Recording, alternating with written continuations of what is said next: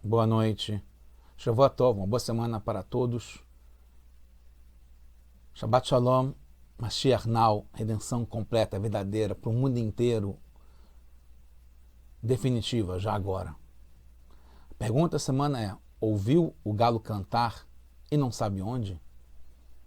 Temos aqui, como era óbvio, mesmo para a inteligência artificial, a foto de um galo. Não sei se está cantando ou não. Essa é uma expressão comum aqui no Brasil, tem uma origem, e vamos falar um pouco sobre ela também, ligada a essa paraxá.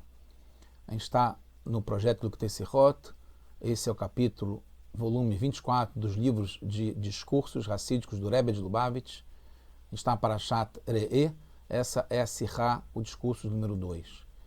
Então, aqui a gente está falando sobre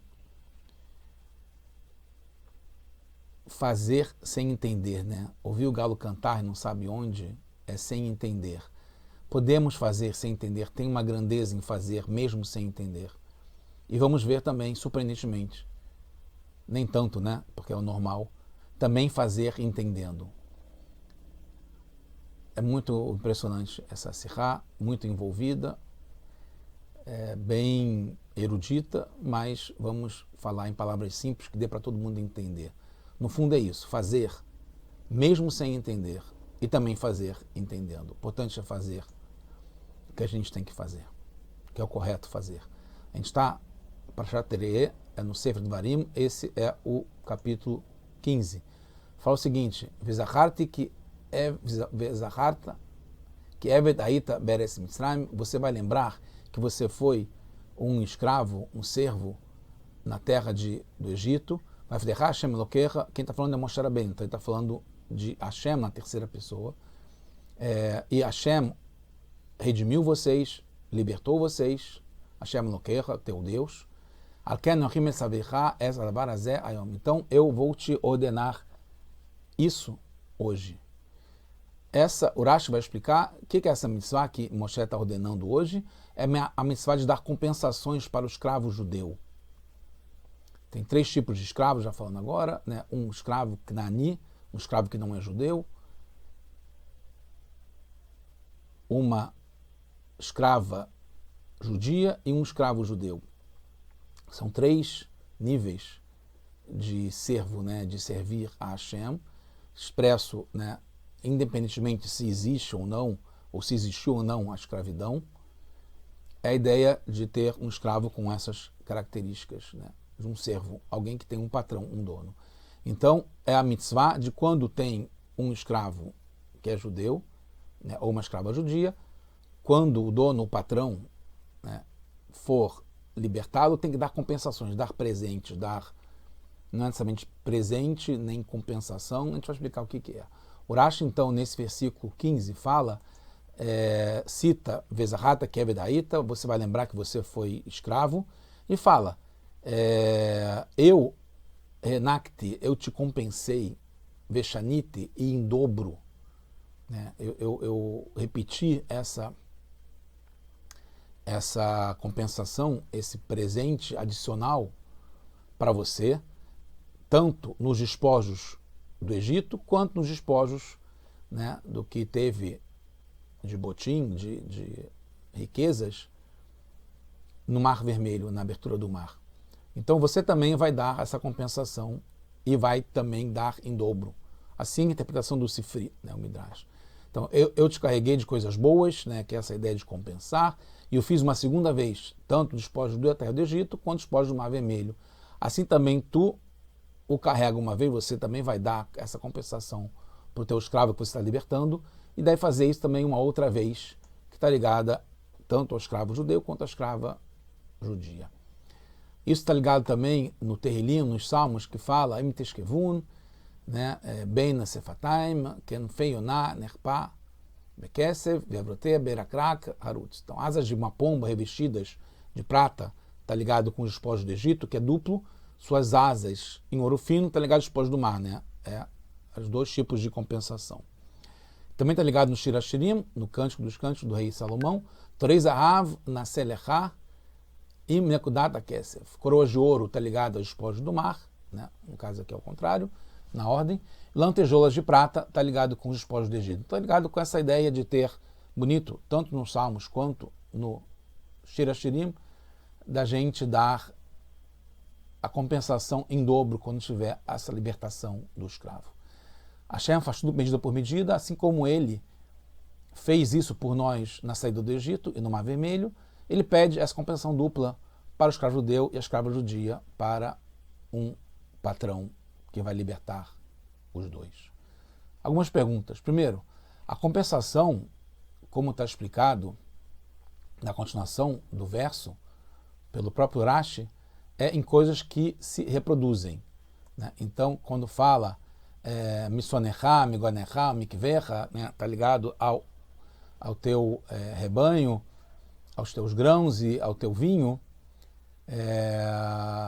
Então o Rashi fala, alguém pode pensar que eu tenho esse dever de dar compensação em relação só a essas coisas, né? Então o que são essas coisas?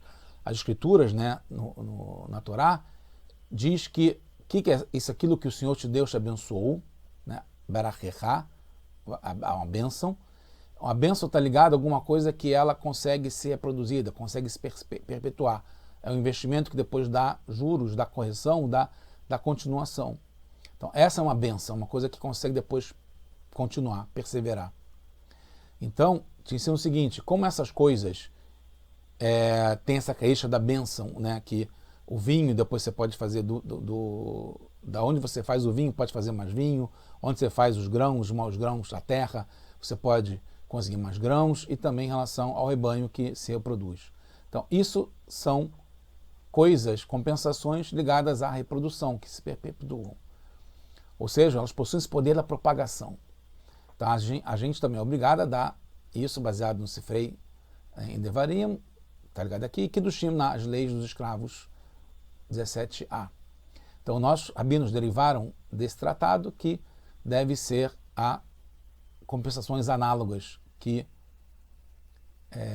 tem essa Gzerah Shavá, que então tem mais quantidades definidas para cada uma dessas coisas. Então não vale para dinheiro, porque não se reproduz, né? Embora você, com bolsa e com investimentos, você consegue isso, mas não é nessa característica, categoria de bênção que se perpetua. Geralmente é mais para gastar. E os despojos do Egito e do mar foram principalmente prata, ouro e roupas, que não são bênção nesse sentido, que se reproduzem. Então, como é que pode a gente derivar daqui,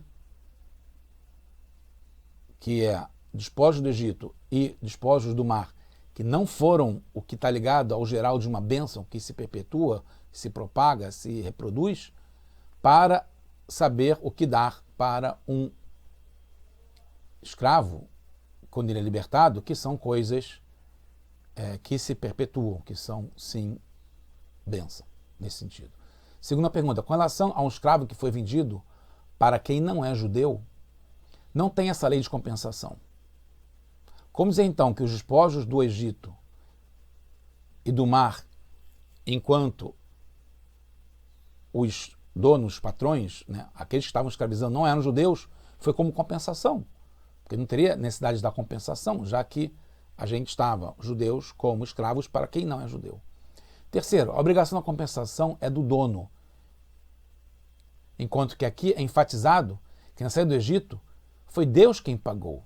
Foi através dos egípcios que entregaram o ouro, a prata e as roupas, mas foi Deus, que não era o dono, né, o patrão que estava escravizando. Também é contado, né, pelo pai do Rebbe, em relação a Yosef, que foi escravo do Potifar, né, no Egito também, e quando ele saiu para a liberdade, recebeu compensação, né, o Rebbe Levi Yitzhak, pai do Rebbe. Está explicado, né, como em Parashat Miketz, que o Sara Mashkim fala, Veshamitanu nar ivri eved, que lá tinha um escravo judeu. Então ele era um escravo judeu. E o Paró lhe deu compensações, né? Ele deu o Vaitnu Otá Aliad Yosef, deu o anel, né, o cetro, etc. Bigdei Shesh deu também roupa e colocou isso não colocou também o colar no pescoço do Yosef. Então, compensação que o Paró deu para o Yosef, que era escravo judeu, para Potifar no Egito.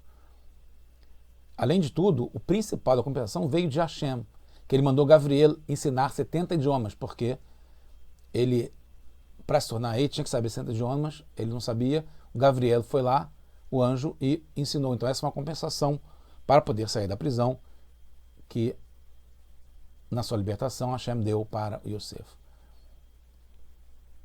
Mas como é o dono que deve dar, como a gente falou, a compensação, e o dono era o Potifar, ele também deu Asnat. Vai criar Paró, Shem, Yosef, Sanat Paner.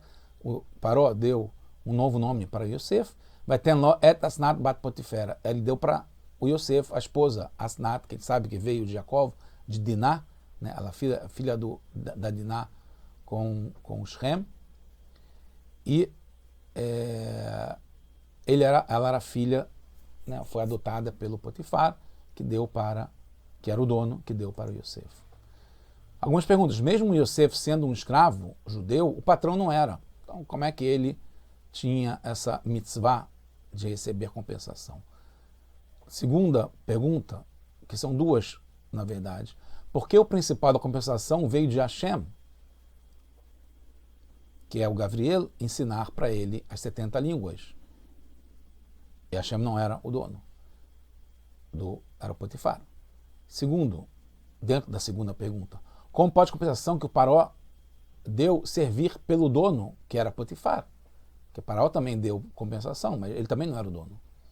Terceira pergunta, todas as compensações não podem ser consideradas bênção, né? Como a gente viu, com exceção da Asnat, né? Que é a esposa que ela poderia ter filhos, como teve. Mesmo sendo pela Kabbalah, essa explicação, essas anotações do Rebbe Levi Yitzhak, a Torá é uma só, e está tudo ligado, então teriam questões em relação a essas considerações similares de compensação para o Yosef como escravo judeu, para o Potifar no Egito. Posso dizer que o Rebbe Levi Yitzhak se baseou no Sifri, que também deu explicações de compensação para quem não era dono, para coisas que não são bênçãos, etc. e tal. Que às vezes a compensação acontece mesmo quando o dono não é judeu, o que não é bênção e não é pelo dono, como a gente viu aqui em relação a Yosef. A explicação é o seguinte, muito interessante. Na compensação tem duas partes. Uma é a entrega do dono, o dono dá a compensação dupla. E a segunda é o recebimento do escravo, aquilo que muda nele por meio disso que ele recebeu essa compensação. A obrigação do dono de dar está ligada com o trabalho feito antes, que é um reconhecimento, a karatatov, reconhecimento da bondade feita, né, pelo trabalho do escravo. Tem até uma opinião que não é considerada tzedakah, não é considerada caridade, não é uma coisa extra, porque é incluída nos proventos, nos honorários, salário, que for, do trabalho do escravo. Em compensação, um trocadilho, né, compensação, que chama de compensação, o proveito do escravo e o resultado desfrutado pelo escravo é parte da sua libertação, que vem aí para o futuro.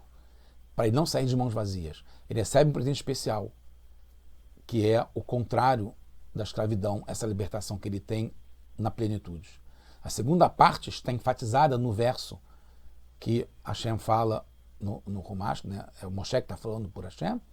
Vocês vão lembrar que foram escravos para mim no Egito, e eu, na verdade, Hashem te redimiu. Hashem nos redimiu. Então, quando nós fomos redimidos, tinha que ser de uma forma adequada, que tivesse tudo isso, essa compensação para a gente ser libertado totalmente. Entendemos no Sifri, então, que a obrigação não é pela entrega do dono, está ligado com o passado, mas pela libertação do escravo, que seja feita com plenitude, está ligado com daqui para frente. E aí não faz tanta diferença. Para quem ele era escravo antes, porque é importante que ele está sendo libertado na plenitude. 2, se foi dado pelo dono ou não, mas sim que ele receba no presente para o seu futuro. Entende-se também que a obrigação de ser, no geral, uma bênção que se reproduz é uma obrigação para o dono, para que seja conhecida a bondade, né, que ele está reconhecendo a bondade que foi feita, mesmo depois no tempo. Se perpetua, se vê a karatatov do dono. Mas para o escravo, já é efetiva a libertação completa no momento em que ele se torna livre, que é quando ele recebe a compensação. Então não tem tanta necessidade para o escravo que está sendo libertado de agora para frente que se perpetue, que seja uma bênção o que ele está recebendo. Tem uma medida para a compensação do dono e para o escravo não tem. Para o dono tem um limite que ele pode dar. Para o escravo, quanto mais ele receber, melhor, é mais liberdade. Por isso Hashem pede para dar com abundância, como ele fez, porque ele fez de um modo que a gente tivesse para sempre a liberdade completa. Entendemos também que Yosef recebeu compensação para que a sua libertação fosse completa, era fundamental para a gente e para o mundo inteiro, porque ele, tendo a liberdade completa, ele pôde fazer e salvar o mundo inteiro do jeito que ele salvou. E ela se concretizou, a libertação completa dele, através das compensações que recebeu, como sendo nomeado vice-rei pelo Paró, que foi representado pelo presente do anel, do cetro de ouro, etc. e tal. Agora, para a anulação das queixas dos conselheiros do Paró, que falavam que ele era um escravo, etc., que estava na prisão, precisou também o presente do anjo Gabriel, por isso que é o principal da compensação, que ele pôde falar 70 línguas, aí se tornar totalmente um homem livre, um vice-rei. Na verdade, o rei com todos os poderes de rei, sem ter nenhum tipo de queixa ou de fofoquinha, etc., contra a posição, algum desafio à posição do Yosef. Então foi a principal compensação que ele recebeu, ele poder ser um rei completo.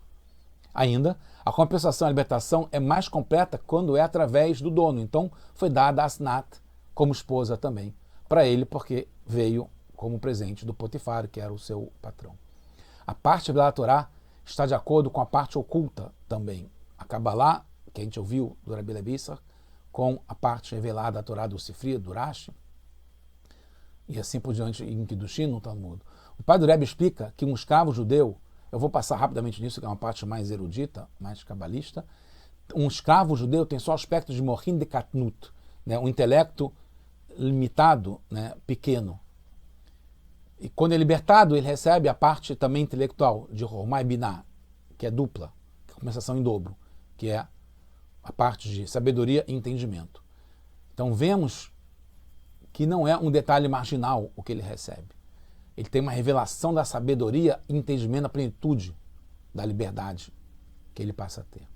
Entende-se porque não vale para o escravo Canaani, como eu falei. No começo tem um escravo que não é judeu, seja porque a Torá não ordena a compensação para casos esporádicos quando tinha a libertação de um escravo Canaani, que não era o comum, e pela parte íntima da Torá, pela penimento da Torá, Hassidut, o Hassidismo, esse escravo está ligado ao mundo da Asiá, né?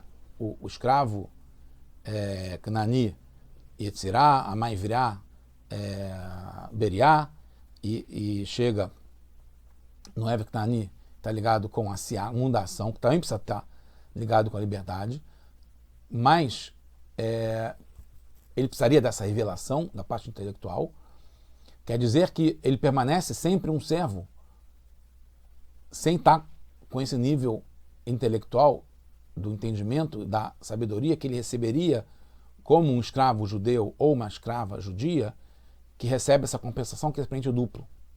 Então, quando o judeu está nesse nível, ele não recebe essa compensação. Por quê? Um servo judeu e a serva judia estão ligados ao serviço espiritual de refinamento das midot, qualidades emocionais. E o servo Canaani está ligado com a aceitação, está embaixo disso.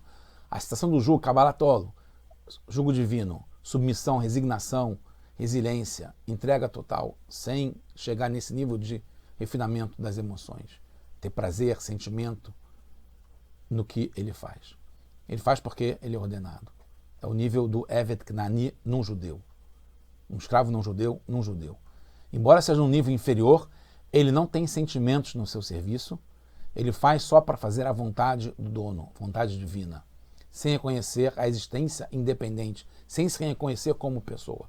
Ele é totalmente anulado. Então tem uma vantagem nisso, ele é totalmente entregue para Hashem. No caso dos servos judeus, tanto a serva judia quanto o servo judeu, o serviço é limitado, ele tem fim, ele é completo.